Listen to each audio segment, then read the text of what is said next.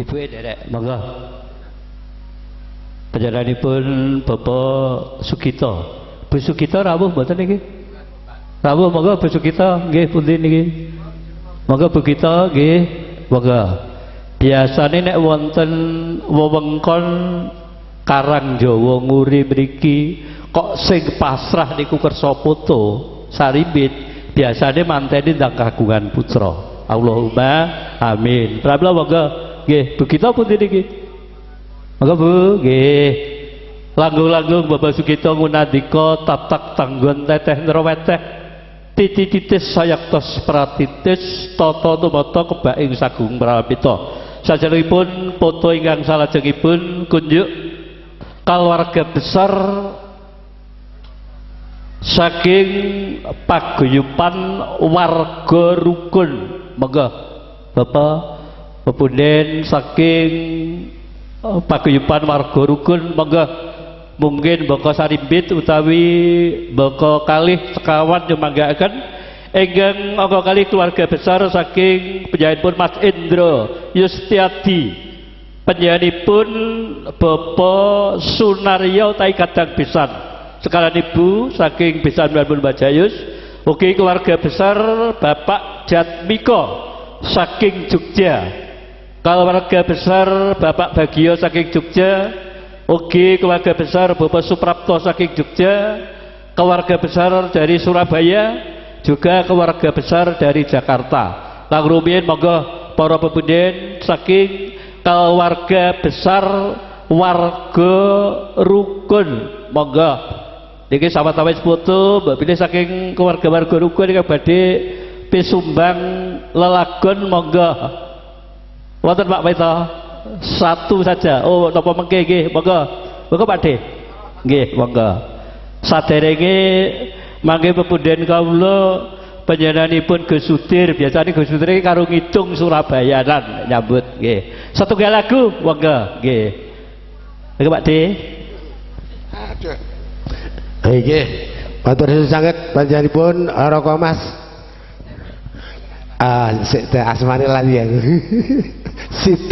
Sito Paksa nggih. Nggih. Ayo cekene kancani panjenenganipun nggih, monggo menika loro ati loro. Niki lagunya sesuai dengan kisah panjenengan. Jenengan gitu ya, aku ki ora nyeran ati ngono nggih. Ayo, iki menglakon nggih Pak nggih. Nggih, atur Bapak Ibu para tamu kawula putri, monggo dipun midhangetaken kanthi mugi dadosaken panglipure penggalih panjenengan. Yuk.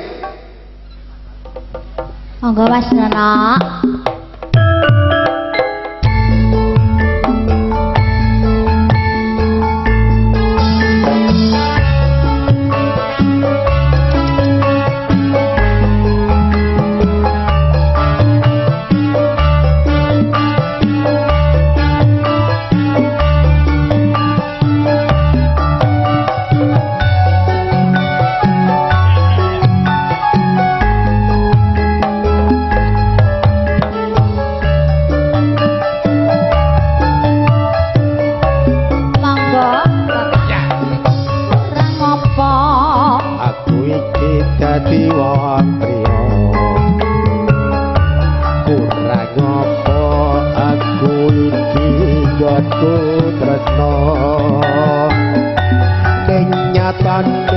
Sliramu karane ati kadu wis ra iso tambani Pripat iki wis ra bisa tak gedhene yen to weruh sliramu jejer dheweke andung tresno ngumbar nafsu ning asmara rasa tresno sliramu ra bisa jaga wis milio tresno aku apa dheweke wis milio dadi bojoku apa bojone bola bali agawe lorone rasa rasa tresno sliramu radi sajaga tak sasomon kiyop enggal lo eling eling marang keluarga tangga nyanding ayam tantrap pangajap renang lan wangi bola balik aja larani hati Pak Nito anggitan aja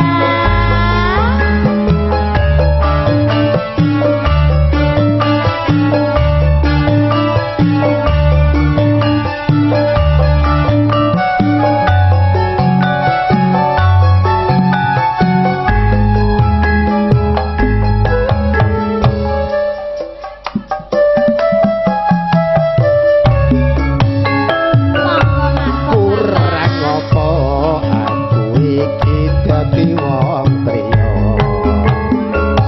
kurang apa aku iki dadi tresno dan nyatane sliramu klarane ati tatu wis ra iso ditandani mripat iki ora bisa tak gedhemke yen to weruh sliramu jejer dheweke ngandhut tresno ngumbar nafsu ning asmara lali aku yen to nyanding wanita liya wis miliya tresno aku apa dheweke wis miliya dadi bojoku apa bojone bola bali agawe lorone rasa rasa tresno sliramu radi sajaga wit miliya tresno aku apa dheweke wit miliya dadi bojoku apa bojone bola bali agawe lorone rasa rasa tresno sliramu radi sajaga masuk sasomon ingkang paring kok eling marang keluarga tangga nyanding ayam tentrem pangajap renang lan wangi bola bali mbok aja nglarani ati nggih matur nuwun nggih nika saking Balerjo nggih pisanipun nggih nggih kula Asmara Santo Jiwan Madiun matur nuwun Bapak Asmara Santo jenengan dereng foto. oh foto oh nggih Nggih. Yang Ah niku lho. monggo ayo Mas Subradi Ibuke derek mboten Ayo. niku. Nggih, monggo sing dereng foto monggo. ibu sing nika Oh, Ibu Bani to. Monggo Bapak Asmara Santo dipun rencangi ngaten. Tompon Ibu Bapak para pilengga. Monggo kalajengaken wujuding ngatur pangayu Bagira Raja ngiras pantes penampi pasrahing temanten wonten ing panjenengan Bapak Jayus sekalian Ibu nyuwun senjata pitulungan minangka jundakaning atur kunjuk pepunden kawula panjenenganipun Gus Sutir awet menika papan kawula semanggakan yo to sepote to monggo.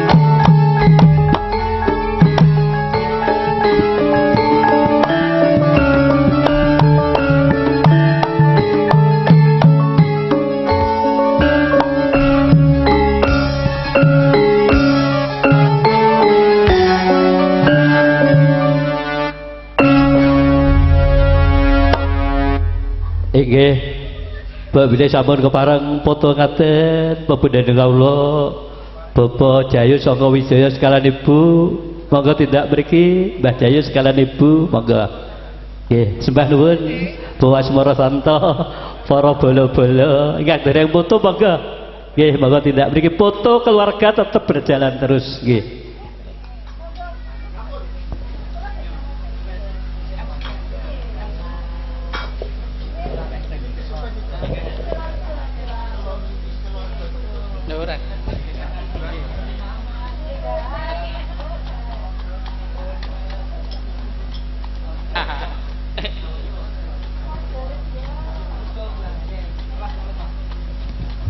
Inggih sida ketiban sampur niki.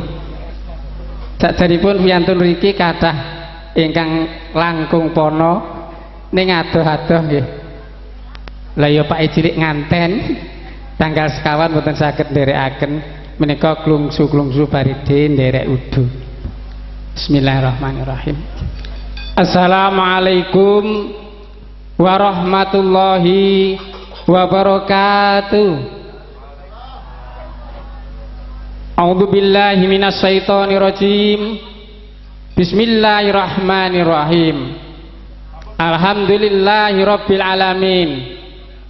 Alhamdulillahilladzi bi ni'matil iman wal islam. Asyhadu an la ilaha illallah wahdahu la syarikalah.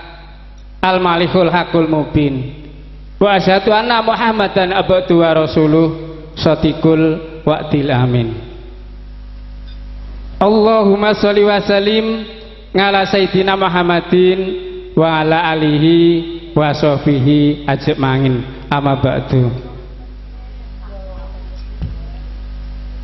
Nuwun kawula nuwun dumateng sagunging para pepunden, para sesepuh bini sepuh miwa aji sepuh ingkang dahat kula bekteni, dumateng para bapak haji, bapak yai ingkang tansah kula taati, ugi dumateng menika bapak jamin sak keluarga ugi pendheripun sedaya ingkang kula hormati, ugi para undangan sedaya kakung putri yang satuhu bagya mulya.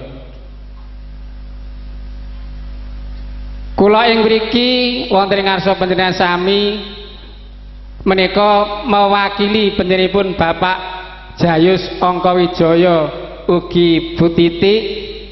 Nggih saking bingahipun manah menika badhe matur piyambak sajaknipun nggih radi ragu menika ngresaya dumateng kula supados ngaturaken menapa ingkang dados unek-unekipun penggalih Bapak Jayus sekalian.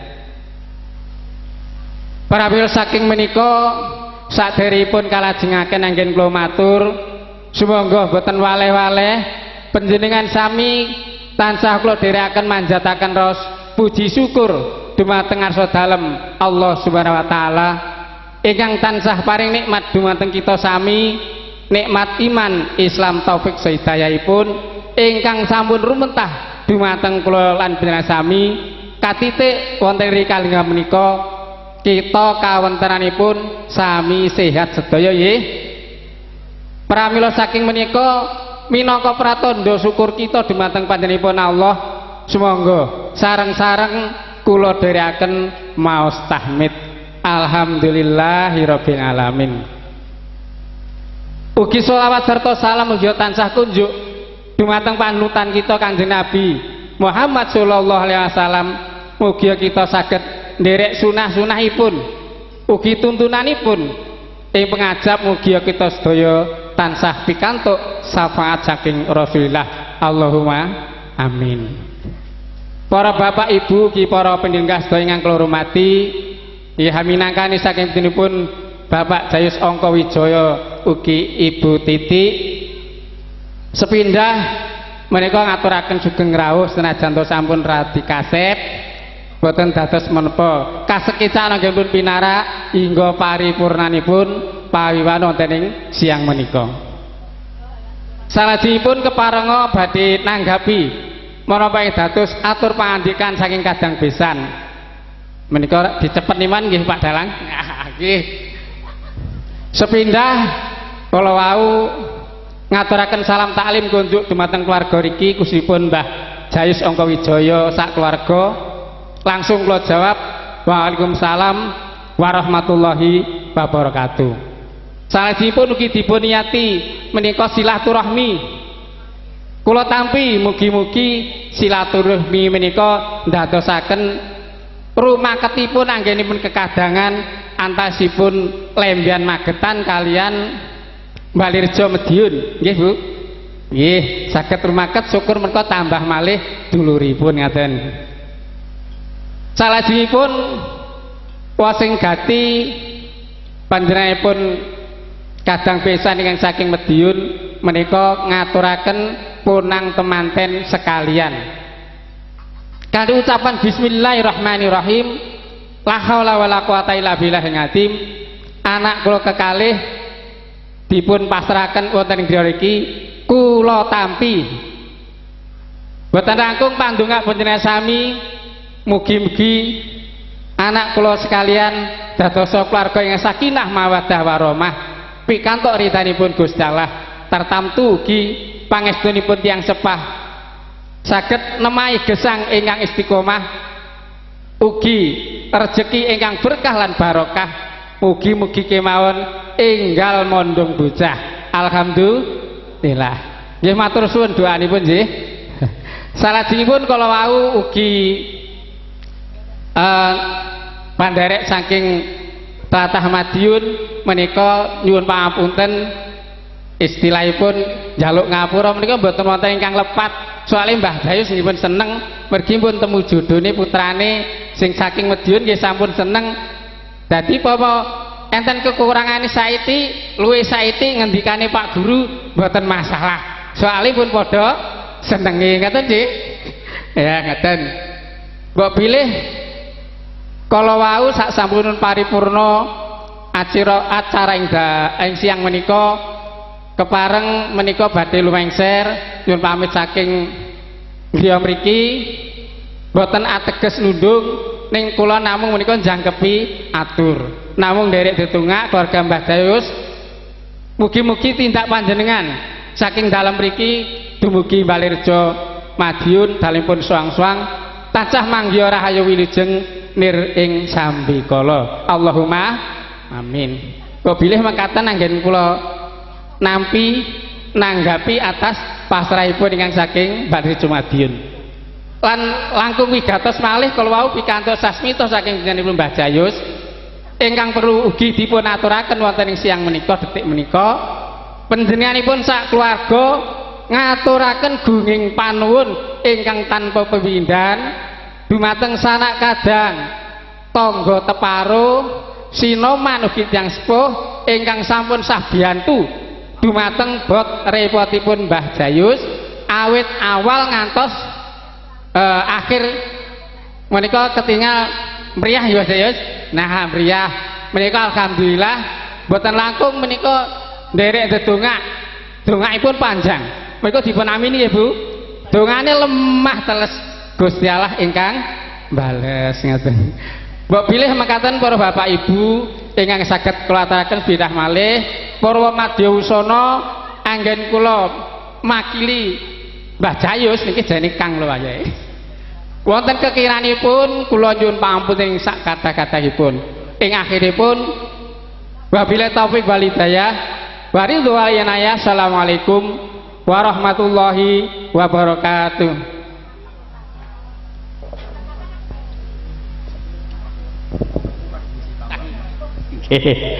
Kasubadan lulus Raharjo. Oke, nggih. Tawaden pepunden kula panjenenganipun Gus Sutir ngunandika Bambang Gembiraning Driyadat Supamarwata bebasan karo banding memanis karana punika ingkang putu taksih dereng putu taksih kathah utaminipun keluarga besar dari UNS Universitas Negeri Solo konco ruang saking Mas Endri monggo kali kundur mangke foto temanten tetep wonten niku Terus mangke badhe kondur salaman saking Mbah Jayus mangetan kalih ingkang dereng foto kandhek foto rumiyin ngaten. Ngaten Mbak Dwi nggih. Nggih. Kawula minangka kendhalin ngadicara pamibahan wonten tupangsuh cicir jawete ngatur kula.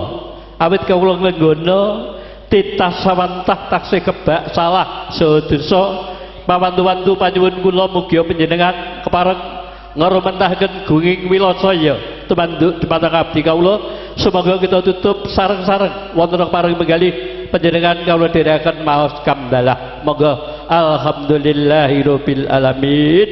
Kemudian mengatakan semoga sesanti jaya-jaya wijayanti meneh ngerbakaning budaya ing wewengkon Nusantara kula panjenengan memayu hayuning keluarga, memayu hayuning bawana. Bila itu wa hidayah. Wassalamualaikum warahmatullahi wabarakatuh. Teman-teman tetap jumeneng wonten mriku ingkang monggo Bu, mangke kondur monggo salaman ingkang dereng foto, pangke kandhek dipun foto ngatos Pak Mbah Jayus nggih. Nggih, ngaten. Kawula sepisan malih minangka kendali adicara kalaupun sumarti kemije saking studio nggih menika Jayus Angka Wijaya Multimedia. Kadang kawula Nak Ayu Anggita Nada. Anik Wijayanti keparang lumeser. Bila itu baik hidayah. Wassalamualaikum warahmatullahi wabarakatuh. Anggita Nada monggo dados.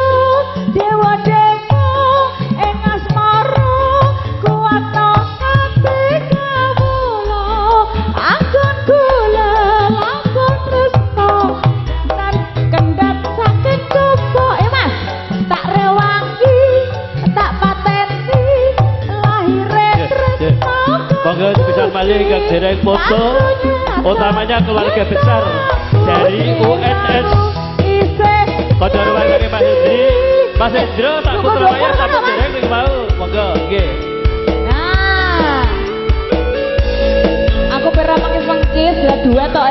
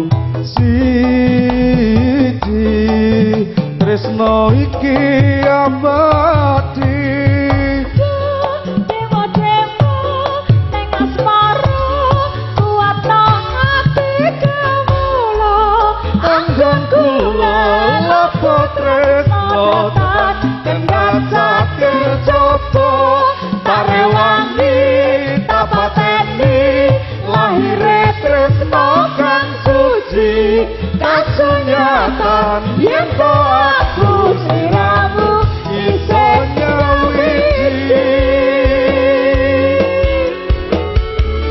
Balik sih, tak palak sih.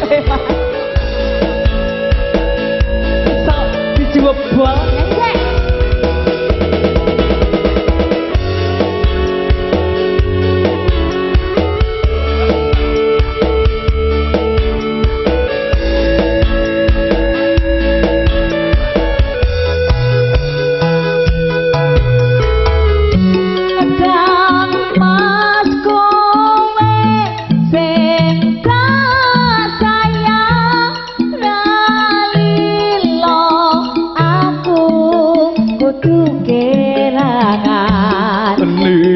Mas mustikane ngati tunggaku siji tresno iki abadi dewa-dewa ning asmara kuat ati kawula anggap kula apa tresno